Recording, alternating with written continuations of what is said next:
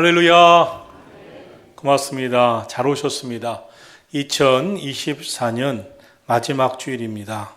한 해 동안 달려오느라 고생 많으셨습니다. 우리는 지금 쉽지 않은 시대를 살아가고 있습니다. 이럴수록 하나님의 도우심과 은혜가 필요합니다. 특별히 대한민국을 하나님께서 긍휼히 여기시고 도와주시기를 기도합니다. 바라기는 새해에는 2024년의 아픔이 치유되고 국가적으로나 세계적인 문제들이 해결되기를 기도합니다. 그리고 여러분의 가정과 사업장과 여러분의 심령에도 주님의 은총이 함께 하시기를 축원합니다. 하나님은 여러분을 사랑하십니다. 주님의 이름으로 여러분을 사랑하고 축복합니다. 오늘 이렇게 인사했으면 좋겠습니다. 수고 많으셨습니다. 새해 하나님의 복 많이 받으세요. 우리 서로를 위해서 함께 인사하겠습니다. 수고 많으셨습니다. 새해 하나님의 복 많이 받으세요. 2024년을 떠날 시각이 가까웠습니다. 금년의 마지막 주일입니다. 이 시간에 서고 보니 참 여러 생각이 듭니다. 올 한 해 함께 하신 하나님의 은혜가 생각이 납니다. 주님의 은혜가 아니었다면 이렇게 마지막 주일까지 기쁨으로 감사하며 왔을까 하는 생각이 듭니다. 하나님께 영광을 또 감사를 드립니다. 인생은 출발점보다 종착역이 더 아름다워야 합니다. 인생이 이 땅에 태어나는 것을 결코 자기의 의지와 자기의 계획대로 되지 않는 것을 우리는 잘 압니다. 우리의 인생이 이 땅에 태어나는 것은 결코 자기의 의지대로 계획대로 되지 않습니다. 어느 누구도 이 세상에 올 때 자기 마음대로 계획해서 온 것은 아니기 때문입니다. 그리고 우리가 이 세상을 떠나가는 일도 자기 마음대로 할 수 있는 게 아닙니다. 또한 자기 마음대로 떠나서도 안 될 일입니다. 그러나 우리가 이 세상에서 어떤 삶을 사느냐 하는 것은, 어떤 삶을 살았느냐 하는 것은 다른 것입니다. 사람들 가운데 대부분은 태어나면서부터 흙수저 인생으로 태어납니다. 그러나 흙수저 인생도 최선을 다해서 멋지게 살다 아름답게 끝마칠 수가 있습니다. 그렇게 될 수 있는 것이 인생입니다. 반면에 태어나면서부터 금수저 인생도 있습니다. 그러나 금수저 인생도 불행하게 끝마치는 사람들이 있습니다. 그럴 수 있는 게 인생입니다. 히브리서 9장 27절은 한 번 죽는 것은 사람에게 정해진 것이고 그 후에는 심판이 있으리라고 말씀하고 있습니다. 한 번 사는 인생입니다. 단 한 번만 삽니다. 그런데 그 인생이 살아보니 길지가 않습니다. 쏜살처럼 지나갑니다. 그러므로 어떻게 살 것인가? 어떤 인생이 되어야 할까를 늘 생각해야 합니다. 시작은 내 의지대로 되지 않았더라도 끝맺음은 아름답게 살아가다가 마칠 수 있어야 합니다. 그러므로 어떻게 살아가야 할지를 배워야 합니다. 그래서 잘 살아야 합니다. 믿음으로 잘 살아야 하겠습니다. 오늘 본문 말씀은 바울 사도가 인생을 마무리하는 말씀입니다. 바울 사도가 그의 인생을 어떻게 살았는지를 보여주고 있습니다. 그리고 어떻게 마무리했는지도 보여주고 있습니다. 디모데후서는 사도 바울이 노년에 쓴 편지입니다. 바울 사도는 로마 제국의 네로 황제 때 기독교 박해가 극심했던 AD 67년경에 목이 잘리는 참수로 순교했습니다. 디모데후서는 사도 바울이 순교당하기 직전에 마지막으로 남긴 편지입니다. 로마 감옥에서 썼습니다. 사도 바울의 유언장과도 같은 편지입니다. 사도 바울은 자신의 삶이 얼마 남지 않았다는 것을 느꼈습니다. 그 당시에는 당장 오늘 죽어도 이상하지 않은 그런 박해가 극심한 시대였기 때문입니다. 그만큼 기독교 박해가 극심해서 매일매일이 순교의 날이 될 것인가, 오늘 나는 죽는가 하는 시대였습니다. 그런 것을 느꼈던, 자기의 마지막을 느꼈던 바울 사도는 마지막 편지를 비장하게 써내려갑니다. 사람이 마지막으로 남기는 말은 매우 중요합니다. 죽기 전에 꼭 하고 싶은 말이기 때문입니다. 그의 인생을 통틀어 전하고 싶은 말이기도 합니다. 오늘은 사도 바울이 마지막 말씀을 전한 것을 듣습니다. 사도 바울은 나는 나의 달려갈 길을 마치기까지 선한 싸움을 싸우며 믿음을 지켰다고 그는 고백하고 있습니다. 우리도 언젠가 사도 바울처럼 인생의 마지막에 서게 될 것입니다.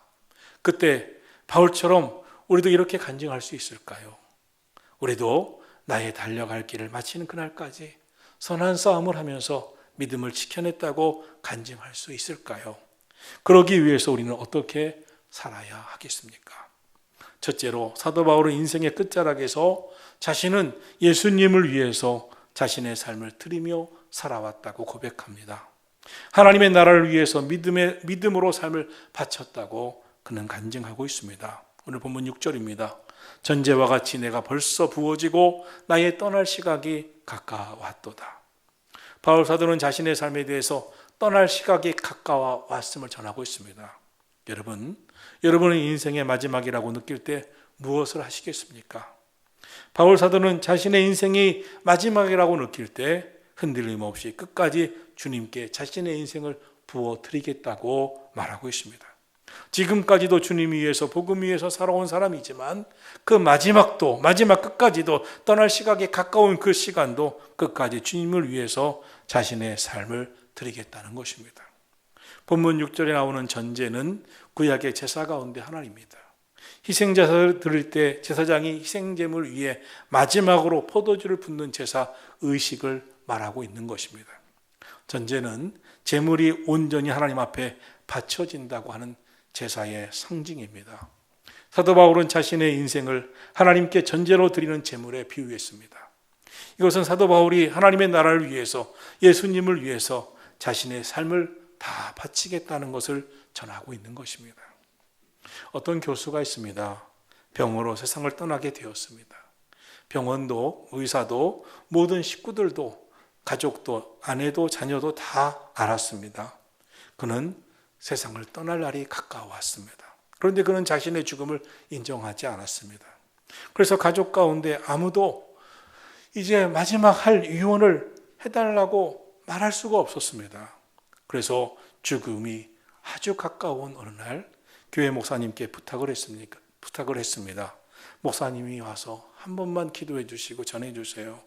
세상을 떠날 시간이 가까웠는데 하실 말씀이 없느냐고, 유언하실 말씀이 있다면 하시라고. 그래서 목사님이 그 가정의 부탁을 받고 와서 기도를 합니다. 마지막 인생을 떠날 기도를 합니다. 그리고 우리는 다 세상을 떠날 날이 가까우는데 선생님도 떠날 날이 가까우셨는데 마지막 하실 말씀이 없느냐고, 유언이 없으시냐고, 있으시면 해보시라고 했습니다. 그러자 화를 버럭 냈습니다. 내가 왜 죽습니까? 나는 절대로 죽지 않습니다. 나는 안 죽을 겁니다. 그러나 그렇게 화를 내고 그 다음날 아무 말도 남기지 못한 채 그는 세상을 떠났습니다. 사랑하신 성도 여러분, 여러분은 여러분의 인생이 끝이라면 어떻게 하시겠습니까? 이분은 왜 화만 내다가 세상을 떠났을까요? 죽을 준비가 안 되셨겠죠. 세상 떠나는 게 억울하겠죠. 영생을 하늘나라를 믿지 못했겠죠. 여러분은 여러분의 인생의 마지막이라면 어떻게 하시겠습니까? 여러분은 여러분의 인생을 어떻게 마무리하시겠습니까? 여러분은 여러분의 인생이 무엇을 위해 살았다고 할 수 있겠습니까? 사람들은 무엇인가에 자기 마음을 다 바치고 주고 살아갑니다. 무엇을 위해서 시간을 아낌없이 바치고 세월을 바치고 인생을 아낌없이 바치며 살아갑니다. 세상에서 돈을 벌고 돈을 모으기 위해서 삶을 바치며 살아가는 사람들도 있습니다. 돈이 중요하기 때문입니다. 사실 세상을 사노라면 돈이 꼭 필요합니다. 그러나 영원히 세상에서 산다면 돈을 최고로 여기고 돈 버는 데 인생을 바치며 사는 것 참 잘하는 것입니다. 그러나 우리의 인생은 영원하지 않습니다. 이 세상도 영원하진 않습니다. 우리는 반드시 때가 되면 돌아갑니다. 우리의 때도 가까워 오고 있습니다. 때가 되면 인생은 끝이 나는 날이 옵니다. 그렇게 끝이 나는 인생인데 돈만 벌다가 갈 수는 없습니다. 인생을 거기에 바치며 간다면 하나님 앞에 섰을 때 후회만 남을 것입니다. 여러분은 여러분의 인생의 끝을 어떻게 사시겠습니까? 어떤 이는 권력을 가지려고 부단히 노력하는 사람들도 있습니다. 이런 사람에게 권력은 우상입니다. 권력 추구하는 사람은 권력이 제일 매력적인 인생입니다. 권력을 갖고 힘을 과시하는 것처럼 매력적인 게 없다고 느낍니다. 그러나 그 권력이 얼마나 갑니까? 권력을 가진 자는 얼마나 살아갑니까? 세상에서 제국이란 제국은 다 망했습니다. 권력은 얼마 안 가고 끝이 났습니다. 또한 세상에서 쾌락에 빠져 사는 사람들도 있습니다. 많은 사람들의 인기가 최고라고 생각하면서 인기 스타가 되려고 하는 사람들도 있습니다. 그러나 세상 쾌락도 영원하지는 않습니다. 세상에서 얻는 인기도 그 인생을 영원히 책임지지는 않습니다. 무엇을 위해 살 것인가? 무엇을 위해 어떻게 살 것인가? 하는 것은 너무나 중요한 문제입니다. 그럼 바울 사도는 무엇을 위해서 살았다고 전하고 있습니까? 로마서 12장 1절은 이렇게 바울 사도가 전합니다. 그러므로 형제들아, 내가 하나님의 모든 자비하심으로 너희를 권하노니 너희 몸을 하나님이 기뻐하시는 거룩한 산제물로 드려라. 이는 너희가 드릴 영적 예배니라. 로마서 14장 8절에서는 바울은 우리가 살아도 주를 위하여 살고 죽어도 주를 위하여 죽나니 그러므로 사나 죽으나 우리가 다 주의 것이로다 하였습니다. 사랑하신 성도 여러분, 우리 내 인생의 마지막이 온다면 그 끝은 어떻게 살다 가시겠습니까? 우리의 끝은 어떻게 살기를 원하십니까? 리빙스턴의 어린 시절입니다. 교회 헌금 시간이 되었습니다. 어린 리빙스턴은 헌금할 돈이 없었습니다. 헌금 바구니가 돌던 시대였습니다. 그 헌금 바구니가 자신 앞에 왔습니다. 그러자 이 어린 리빙스턴은 헌금 바구니 위에 올라 앉았습니다. 그리고 이렇게 기도합니다. 하나님, 저는 돈이 없어요. 돈 대신에 저를 하나님 앞에 바칩니다. 저를 받아 주시옵소서. 그 리빙스턴은 성장해서 선교사가 됩니다. 아프리카로 갑니다. 평생 자신의 인생 하나님 앞에 쏟아붓듯 바치며 살았습니다. 사도 바울은 천국을 소망하며 살았습니다. 천국 소망으로 그 마음은 불타 있었습니다. 왜냐하면 로마 제국의 박해로 죽는다 해도 그의 죽음의 순간은 끝이 아니라 천국에서 다시 살아 주님 품에 영원히 안길 것을 믿었기 때문입니다. 영원한 천국에서 살게 될 것을 믿었기 때문입니다. 바울은 사실 한때 예수님 믿는 자들을 잡아 죽이는데 앞장섰던 사람이었습니다. 그러나 그가 예수님을 만났습니다. 예수님은 살아계셨습니다. 부활하신 분이었습니다. 완전히 변화되었습니다. 그리고 그의 일생을 주님께 헌신하기로 작정합니다.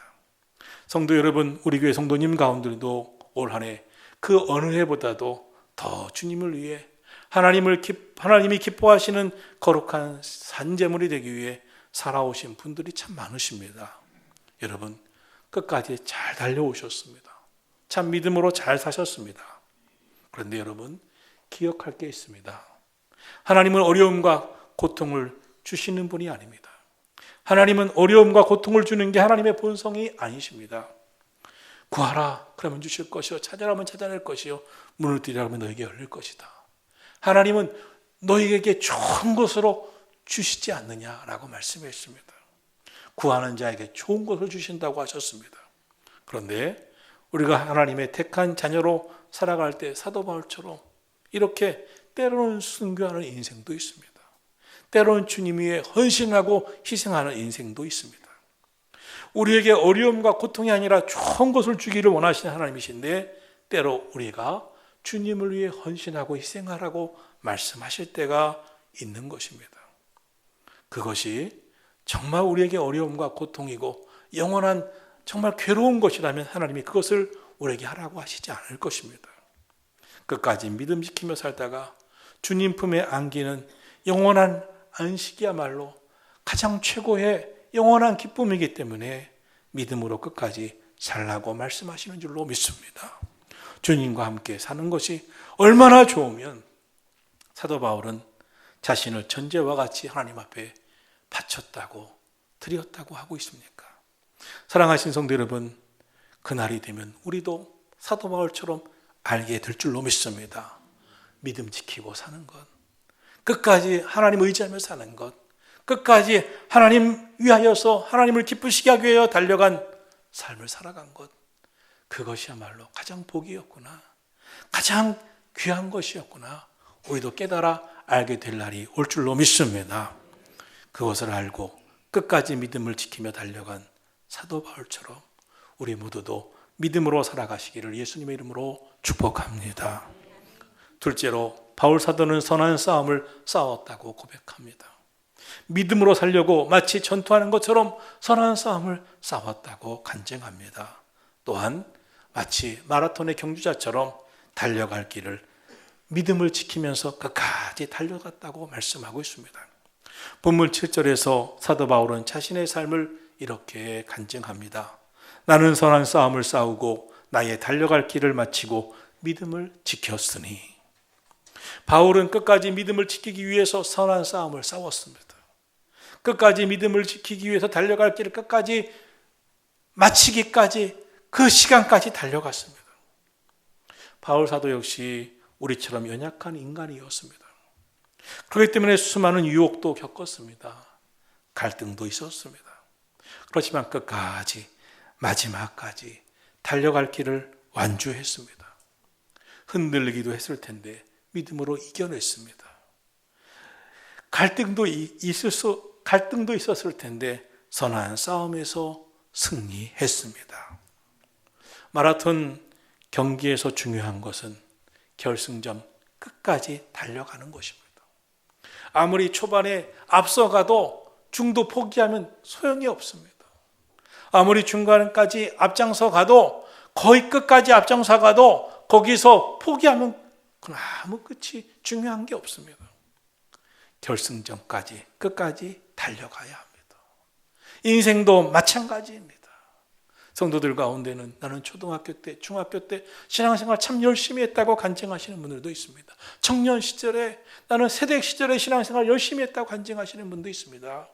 내 인생의 신앙생활의 최고 전성기는 40대 초반이었다고 간증하시는 분도 있습니다. 아닙니다. 끝까지 달려가셔야 합니다. 성도 여러분, 금년에 믿음 지키며 끝까지 잘 달려오셨습니다. 참 잘하셨습니다. 축복합니다. 사도 바울은 자신이 선한 싸움을 싸웠다고 고백합니다. 사도 바울은 마치 전투하며 살았다고 고백합니다. 마치 마라톤 경기를 하는 경주자처럼 결승점까지 달리기 위해 힘썼다고 믿음으로 이겨내며 살았다고 고백하고 있습니다. 지난 한 해 잘 달려오신 성도 여러분, 우리 끝까지 달려가기를 축원합니다. 사실 예수님 믿기 전에는 갈등하거나 긴장하지 않았던 삶도 예수님을 믿고 거듭나면서 우리 내적 갈등이 있습니다. 예수님 믿고 거듭나기 전까지는 죄를 의식하지 않고 죄와 짝했던 삶이, 거룩을 전혀 생각하지 않았던 삶이 예수님을 잘 믿고 거듭나면서 영적 갈등을 느낄 때도 있습니다. 육체의 소욕을 따라 살았던 삶이 더 이상 육체의 소욕을 따라 살 수 없어 거룩하게 살기 위해 영적 싸움을 하시는 분들도 있습니다. 사도 바울이 그러했습니다. 그는 미워하는 사람들을 보면 감옥에 넣으려고 혈안이 되었고 심지어 죽이기까지 했습니다. 그러나 예수님을 믿고 예수님 만나자 달라질 수밖에 없었습니다. 예수님 믿고 예수님 만나자 그의 인생은 변화될 수밖에 없었습니다. 더 이상은 그렇게 살 수가 없었습니다. 그리고 믿음으로 살다가 중도에 포기할 수가 없었습니다. 그래서 끝까지 선한 싸움을 싸웠습니다. 끝까지 믿음을 지키며 달려갔습니다. 우리가 살아가는 세상에는 우리를 유혹하는 것, 우리를 시험하는 것이 참 많습니다. 그러므로 세상 속에서 그리스도인이 온전하게 산다고 하는 것은 치열할 수밖에 없습니다. 이제는 세상 속에 휩쓸릴 수가 없습니다. 우리 한번 세상을 보세요. 정치인들을 보시면 서로 문제가 있다고 말합니다. 서로 상대방이 틀렸다고 말합니다. 사실 가정을 살펴봐도 그렇습니다. 남편은 아내에게, 아내는 남편에게 서로가 문제가 있다고 말합니다. 어느 누구도 내 자신이 문제야, 내가 변화될게 하지 않습니다. 우리가 문제야, 우리가 잘해볼게 하지 않습니다. 그러나 성경은 상대방을 공격하기 전에 자신을 돌아보라고 말씀하고 있습니다. 성경은 상대방을 누르고 이기려고 하기보다 자신의 옛사람과 싸워서 새 사람이 되기 위해 옛사람을 이기라고 말씀하고 있습니다. 죄성 때문에 다른 사람을 미워했던 옛사람을 이겨내고, 비난하고 비판했던 옛사람을 이겨내고, 사랑하지 못했던 어제의 나를 이기는 자가 되어 새 사람이 되라고 말씀하시는 줄로 믿습니다. 악한 영이 틈타서 자꾸 죄 아래로 끌려가던 옛사람의 삶에서 이제 영적 싸움을 싸워 이겨내, 마귀와의 싸움에서 이겨내 새 사람이 되라고 말씀하고 있습니다. 히브리서 12장 1절 이하를 보면 모든 무거운 것과 얽매이기 쉬운 죄를 벗어버리고 인내로서 우리 앞에 당한 경주를 하며 믿음의 주요 또 온전케 하신 이인 예수를 바라보자고 말씀하고 있습니다. 우리 믿음의 경주를 하면서 무엇이 목표여야 하겠습니까? 믿음의 주요 또 온전케 하신 예수님이십니다. 예수님을 바라보셔야 합니다. 예수님을 닮아가기 위해, 예수님께로 다가가기 위해 얽매이기 쉬운 죄를 벗어 버리시기를 축원합니다. 예수님 바라보고 달려가기를 축원합니다. 아브라함 믿음의 사람이었습니다. 주님께서 가라고 하시는 방향을 향해 믿음으로 나아갔습니다. 그러나 그의 인생은 실패할 때도 있었습니다. 그의 인생이 두려움과 타협하면서 죄악과 짝할 때도 있었습니다. 그러나 다시 아브라함은 믿음으로 살기 시작했습니다. 실패한 과거에서 벗어나 새로운 시작을 다시 출발했습니다. 아브라함은 자신의 목적지가 무엇인지 분명히 알았습니다. 하나님이 가라고 하셨던 가나안 땅이었습니다. 자신이 어떻게 살아야 하는지도 알았습니다. 부르심 받은 하나님의 자녀답게 하나님 의지하며 살아가야 하는 것도 알았습니다. 여러분, 우리도 예수님 바라보고 달리기 시작하셨다면 끝까지 믿음으로 달려가시기를 축원합니다. 사는 것이 힘들 때 있습니다. 생각대로 되지 않을 때 있습니다. 기도하지만 응답받지 못하는 것 같을 때가 있습니다. 하나님이 계시지 않는 것 같다고 느낄 때도 있습니다. 하나님이 나만 사랑하시지 않는다고 느낄 때도 있습니다. 그때 포기하고 싶어집니다. 그런데 여러분, 우리보다 먼저 믿음으로 살았던 믿음의 선배들은 우리보다 더 큰 어려움을 겪었습니다. 그 어려움을 겪으면서도 믿음의 삶을 포기하지 않았습니다. 끝까지 믿음으로 선한 싸움 싸우며 끝까지 달려갔습니다. 우리도 믿음의 삶을 멈춰서는 안 됩니다. 끝까지 완주하시기를 축원합니다. 믿음으로 사는 거 쉽지 않습니다. 힘들어도 인내해야 합니다. 우리가 잘 달리려면 믿음의 선한 싸움도 필요합니다. 사도 바울은 선한 싸움을 싸우고 믿음을 지켰다고 했습니다. 바울은 영적 전쟁에서 언제나 악한 세력과 싸워야 했습니다. 마귀의 세력과 싸워야 했습니다. 우상 숭배하는 자들과 싸워야 했습니다. 복음을 방해하는 자들과 싸워야 했습니다. 바울은 그를 죄의 법 아래로 끌어내리려고 하는 육체의 소욕과도 싸워야 했습니다. 이처럼 일생 동안 사도 바울은 믿음을 지키기 위해 영적 싸움을 싸웠습니다. 바울은 우리에게도 영적으로 무장하라고 말하고 있습니다. 마귀를 대적하라고 말하고 있습니다. 이 세상은 영적 전쟁터입니다. 우리가 예수 그리스도를 구주로 모신 순간부터 영적 싸움은 이미 시작되었습니다. 그러나 여러분, 우리 두려워할 필요가 없습니다.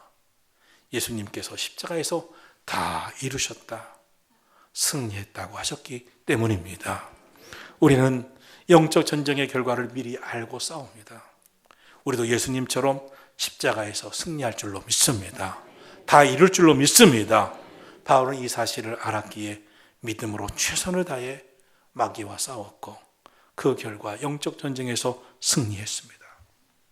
그리고 모든 크리스천에게 주님께서 승리의 축복을 주시기에 두려워하지 말고 믿음으로 살라고 권하고 있습니다. 올 한 해 믿음을 지키며 살아오신 성도 여러분, 우리 끝까지 선한 싸움에서 승리하시기를 축복합니다. 셋째로, 바울은 믿음으로 살아온 자신을 위해서 하나님께서 주시는 면류관이 예비되어 있다고 말씀하고 있습니다. 그래서 기대가 된다는 것입니다. 8절입니다. 이제 이후로는 나를 위하여 의의 면류관이 예비되었으므로 주 곧 의로우신 재판장이 그날에 내게 주실 것이며 내게만이 아니라 주님의 나타나심을 사모하는 모든 자에게도니라. 할렐루야. 사도 바울은 이후에 하늘나라의 면류관을 바라보고 있습니다. 그리고 그것은 주님을 사모하는 모든 자에게, 바로 저와 여러분에게도 주님이 예비하신 것이라고 말씀하고 있습니다. 사도 바울은 자기가 모든 사역을 마치고 최선의 경주를 끝내고 난 후에 하나님 앞에 섰을 때 칭찬받는 것을 소망했습니다. 면류관 쓸 것을 기대했습니다. 그래서 오늘 본문의 이 디모데후서에서 가장 절망적인 상황인 죽음, 순교를 앞두고도 그런 죽음 저 너머의 세계인 영광스러운 미래, 천국을 바라보고 있음을 고백하고 있습니다. 하나님께서는 믿음의 경주를 완주하는 사람에게 상을 주신다. 믿음의 경주를 완주하는 사람에게는 의의 면류관이 예비되어 있다. 하늘에 상이 있다고 전하고 있습니다. 세상에서도 상이 있습니다. 그러나 세상에서 받는 상은 썩습니다. 세상의 상은 영원하지 않습니다. 우리 믿음의 사람들은 장차 하나님께서 주시는 하늘의 면류관을 바라보는 자들입니다. 하늘나라 상을 받을 자입니다. 저와 여러분은 사도 바울처럼 하늘나라의 의의 면류관을 바라보아야 할 줄로 믿습니다. 마태복음 25장을 보면 달란트 비유가 나옵니다. 주인이 멀리 외국으로 떠나면서 세 사람에게 금 5달란트, 2달란트, 1달란트 재능대로 맡깁니다. 그리고 때가 되자 돌아옵니다. 돌아와 결산합니다. 그때 잘하였도다, 착하고 충성된 종들아, 두 종에게 이렇게 축복합니다. 반면에 이 무익한 종을 바깥 어두운 데 내쫓으라 하고 책망하기도 했습니다. 신앙생활도 결산의 때가 있겠죠. 그때 우리는 어떤 칭찬을 듣고 어떤 책망을 받게 될까요? 자신을 한번 돌아보시기 바랍니다. 과연 나는 주님 앞에 설 때 칭찬받는 믿음의 삶을 살았나? 주님이 나를 보실 때 그 결산의 날에 정말 칭찬하실까? 믿음의 사람들은 예수님 안에서 천국을 소망하면서 인생 목표를 천국으로 세우고 경주하는 사람들입니다. 천국을 목표로 삼고 경주하는 사람들은 절망과 두려움이 아니라 영광스러운 미래를 바라봅니다. 그리고 소망을 노래합니다. 지금 여러분은 어디를 향해 가고 계십니까? 사도 바울은 하늘나라를 위해서, 하나님의 영광을 위해서 자신의 삶을 온전히 바쳤습니다. 삶은 분명해야 합니다. 나태하시지 마셔야 합니다. 믿음의 선한 싸움 계속해야 합니다. 믿음으로 깨어 있어야 합니다. 하나님 말씀 따라가셔야 합니다. 포기해서는 안 됩니다. 완주해야 합니다. 인내해야 합니다. 우리 표대를 향해 달려가야 합니다. 사도 바울은 의의 면류관이 예비되어 있다고 했습니다. 그리고 그 결과는 하나님 앞에 맡겼습니다. 서울 양화진에 가면 우리나라에 와서 목숨 걸고 복음 전하다가 순교하신 선교사들의 묘지가 있습니다. 그곳에 루비 캔드릭이라고 하는 의료 선교사의 묘지가 있고 그 묘지에 그의 마지막 유언이 쓰여 있습니다. 그는 이렇게 유언하고 세상을 떠났습니다. 내게 1000개의 생명이 있어도 나는 이 1000개 모두를 조선을 위해 바칠 것이다. 그리고 그는 죽기 전에, 순교하기 전에 고향 텍사스 청년단원에게 이렇게 부탁했습니다. 여러분, 꼭 조선으로 오십시오. 조선으로 와서 하나님의 사랑을 나눠주십시오. 복음을 전해주십시오. 부탁하고 세상을 떠났습니다. 그리고 그 말을 들은 20여 명이 그가 순교한 이후에 기독교를 박해하는, 언제 죽을지 모르는 이 조선으로 달려왔습니다. 그리고 제2의 루비 캔드릭이 되었습니다. 그리고 우리는 그 사랑을 먹고 오늘 하나님을 믿는 믿음의 사람이 된 줄로 믿습니다. 오늘 우리는 비록 2024년의 끝자락에 있지만 또 다른 시작인 2025년을 준비하는 자리에도 있습니다. 지금까지 잘 달려오신 성도 여러분, 선한 싸움 싸우며 믿음을 지키며 달려간 사도 바울처럼 다시 달릴 준비, 끝까지 잘 달려서 잘 달렸다, 다 이루었다 말할 수 있는 저와 여러분이 되기를 축원합니다. 장차 여러분의 인생의 결승선에서 영광의 면류관을 쓰시는 그날까지 우리 믿음 지키면서 선한 싸움에서 승리하시기를 예수님의 이름으로 축원합니다. 기도하겠습니다.